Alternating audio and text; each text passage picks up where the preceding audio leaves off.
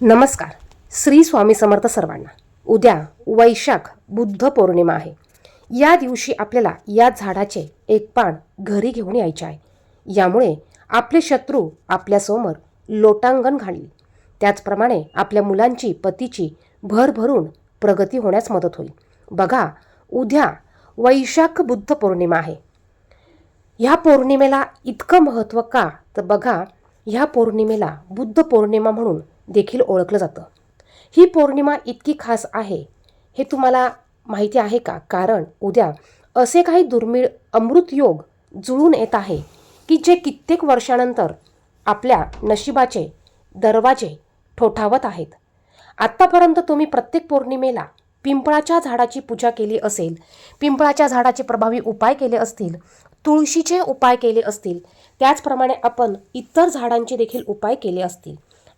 आता आपल्याला या व्हिडिओमध्ये पहा, आपल्याला उद्या अशा एका झाडाचं पान घरी घेऊन यायचं आहे की ह्या उपायाने आपल्याला आपल्या सर्व अडचणी ह्या दूर होतील. आपल्या आयुष्यातील संकट कितीही मोठी असू द्या, आपल्याला त्यातून बाहेर निघण्याचा मार्ग मिळणार आहे. आपल्या अडचणीत या दूर होणार आहे आणि मुलांची पतीची भरभरून प्रगती होणार आहे. इतकं महत्त्व या झाडाला आहे.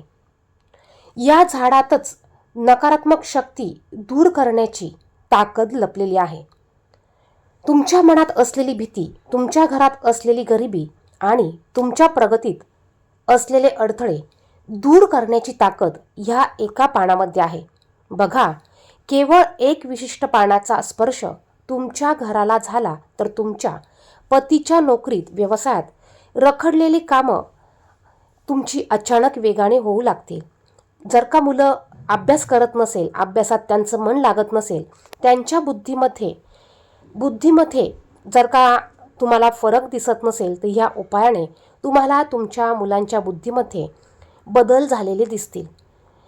त्याचप्रमाणे तुमचा जर का एखादा शत्रू असेल, वर्षानुवर्ष तुम्हाला तो त्रास देत असेल, तुमचं वाईट चिंतत असेल, तो शत्रू तुमच्या या उपायाने तुमच्यासमोर लोटांगण घालेल. इतका प्रभावी असा हा उपाय आहे. कारण वैशाख पौर्णिमा अत्यंत पवित्र आणि प्रभावी मानली जाते.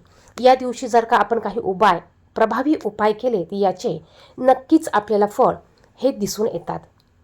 आता उपाय कसा करायचा आहे, कोणतं पान आणायचं आहे, याविषयीची माहिती आपण पुढे पाहणार आहोतच. त्यापूर्वी तुम्ही जर का चॅनेलवर नवीन असाल तर असेच महत्त्वाची माहिती, उपाय बघण्यासाठी चॅनेलला सबस्क्राईब करा. त्याचप्रमाणे कमेंट बॉक्समध्ये ओम नमो भगवते वासुदेवाय नमः, श्री स्वामी समर्थ लिहायला विसरू नका. बघा, प्रत्येक महिन्यात पौर्णिमा तिथी येत असते आणि पौर्णिमा तिथी ही भगवान श्रीहरी विष्णू आणि माता लक्ष्मी यांना अतिशय प्रिय आहे. आपण या दिवशी माता लक्ष्मीची प्रभावी सेवा, प्रभावी उपाय करत असतो. त्याचप्रमाणे आपण आपल्या गुरूंचं देखील या दिवशी उपाय, सेवा, उपासना, नामस्मरण करत असतो. या दिवशी आपल्याला श्री स्वामी समर्थ या मंत्राचा जास्तीत जास्त जप करायचा आहे. ओम नमो भगवते वासुदेवाय नमः हा मंत्र तुम्ही दिवसभरात जेवढ्या वेळ शक्य होईल तेवढ्या वेळ तुम्हाला या मंत्राचं नामस्मरण करायचं आहे.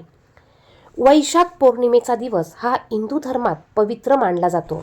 कारण याच दिवशी बघा, भगवान श्रीहरी विष्णूंनी आपला अत्यंत रौद्र आणि शक्तिशाली अवतार म्हणजेच भगवान नरसिंह हा अवतार प्रकट केला होता आणि यालाच नरसिंह जयंती म्हणून देखील ओळखले जाते आणि म्हणूनच या पौर्णिमेला अतिशय महत्त्व प्राप्त झाले आहे.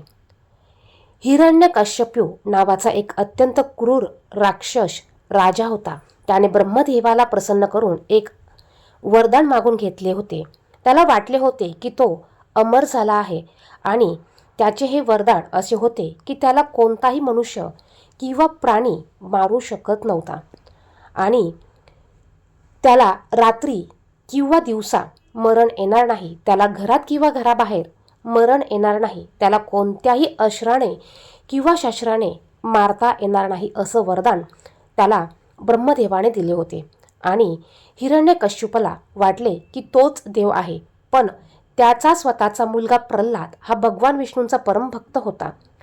हिरण्यकश्यपने प्रल्हादाला मारण्यासाठी अनेक प्रयत्न केले. त्याला पहाडावरून ढकलले, अग्नीत बसवले, त्याचप्रमाणे प्रल्हादाच्या मुखात फक्त एकच नाव होतं, ओम नमो भगवते वासुदेवाय नमः. प्रल्हाद भगवान श्रीहरी विष्णू यांचे भक्त होते आणि म्हणूनच हिरण्यकश्यपूने प्रल्हादाला मारण्याचा अनेक प्रयत्न केला.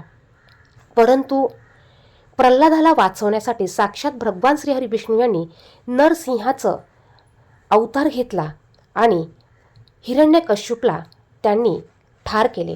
बघा, वैशाख पौर्णिमेच्या काळात भगवान नरसिंहांनी अशक्य वाटणाऱ्या संकटातून प्रल्हादाचे रक्षण केले. अगदी त्याचप्रमाणे उद्याच्या दिवशी तुम्ही जर उद्या या झाडाचे हे पान घरात आणले तर तुमच्या कुटुंबातील कितीही मोठी संकट असू द्या, अडथळे असू द्या, शत्रुबाधा असू द्या, नक्कीच दूर होतील. कारण हा दिवस वाईटावर चांगल्याच्या विजयाचा आहे. बघा, आपण सकाळी उद्या लवकर उठायचं आहे. आपल्या घरातील देवपूजा करून घ्यायची आहेच. त्याचप्रमाणे आपल्या देवघरात असलेल्या बाळकृष्णाच्या मूर्तीची किंवा भगवान श्रीहरी विष्णू यांची मूर्ती असेल तर या मूर्तीवर पंचामृताने अभिषेक घालायचा आहे आणि पंचोपचारे पूजा करायची आहे.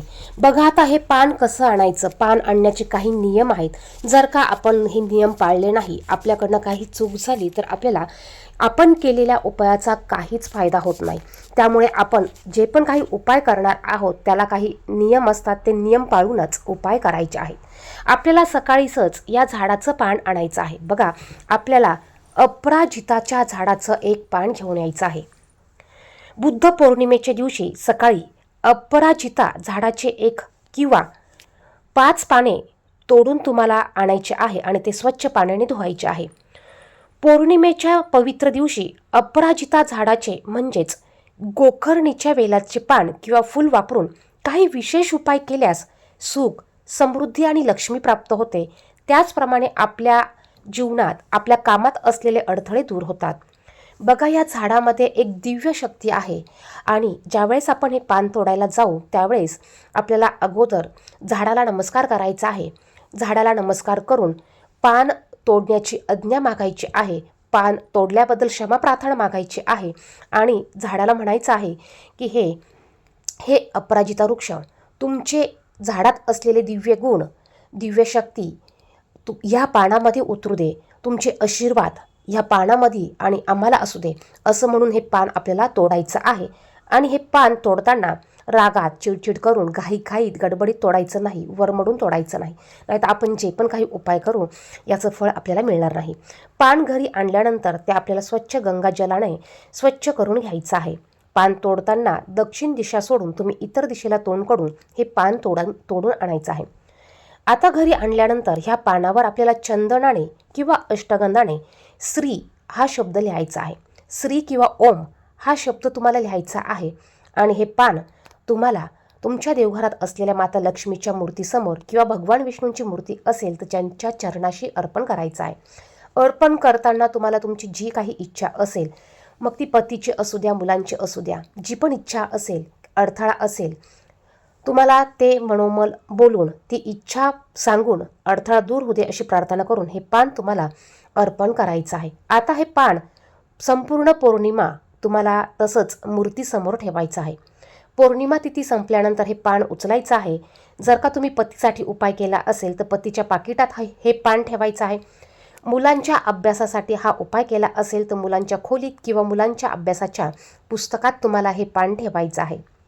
जर का व्यवसायासाठी उपाय केला असेल तर तुम्हाला हे पान तुमच्या व्यवसायाच्या तिजोरीत, गल्ल्यात तुम्हाला ठेवायचं आहे. अत्यंत प्रभावी असा हा उपाय आहे.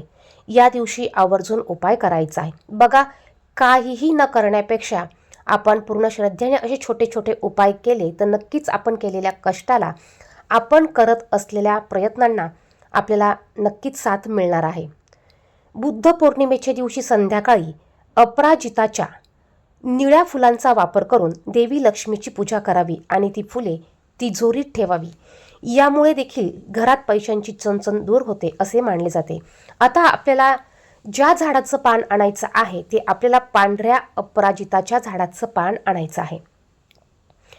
भगवान बुद्धांना किंवा विष्णूंना अपराजिता म्हणजेच गोकर्णीचं फूल अर्पण करणे अत्यंत शुभ मानले जाते. कारण या दिवशी विष्णू आणि लक्ष्मीची पूजा केल्याने विशेष फळ आपल्याला प्राप्त होत असतं. त्याचप्रमाणे जर का तुम्हाला खूप शत्रू त्रास देत असेल, शत्रुपीडा असेल, शत्रुबाधा असेल, तर तुम्हाला या दिवशी याच झाडाच्या पानाचा हा एक उपाय देखील करायचा आहे. यासाठी तुम्हाला बघा, हेच अपराजिताचं पान एका लाल कपड्यात बांधून तुम्हाला तुमच्या घराच्या मुख्य दरवाजाच्या आतून तुम्हाला वर बांधायचं आहे. यामुळे तुमच्या घरात येणारी वाईट बाधा, वाईट नजर असेल किंवा शत्रूची काही चाल असेल तर ती उंबरठ्याच्या आत प्रवेश करू शकणार नाही. ज्याला तुम्ही शत्रू समजा त्याच्याबद्दल मनात कोणतेही द्वेष न ठेवता केवळ स्वतःच्या रक्षणाची प्रार्थना करून हा उपाय तुम्हाला करायचा आहे. याने तुमचे शत्रू आपोआप शांत होतील. अत्यंत असा हा प्रभावी उपाय आहे आणि पौर्णिमेच्या दिवशी आपण आवर्जून हा उपाय करायचा आहे. नक्कीच तुम्हाला या उपायाने तुमच्या घरात तुमचे अडथळे दूर झालेले दिसतील, कामातील अडथळे दूर झालेले दिसतील. त्याचप्रमाणे वैशाख पौर्णिमेच्या रात्री चंद्रदेवतेची देखील पूजा करण्याला अतिशय महत्त्व आहे. तुम्हाला पौर्णिमेच्या रात्री चंद्र ज्यावेळेस पूर्ण गोल तुम्हाला दिसणार आहे त्यावेळेस तुम्हाला चंद्रदेवतेची पूजा करायची आहे. पौर्णिमेच्या रात्री चंद्रदेवतेला दूध अर्पण करण्याला देखील विशेष महत्त्व आहे. यामुळे मनाला शांती मिळते आणि मानसिक दोष दूर होतात. दूध अर्पण करताना ओम ऐं क्लीं सोमाय नमः किंवा ओम सोम सोमाय नमः या मंत्राचा जप करा.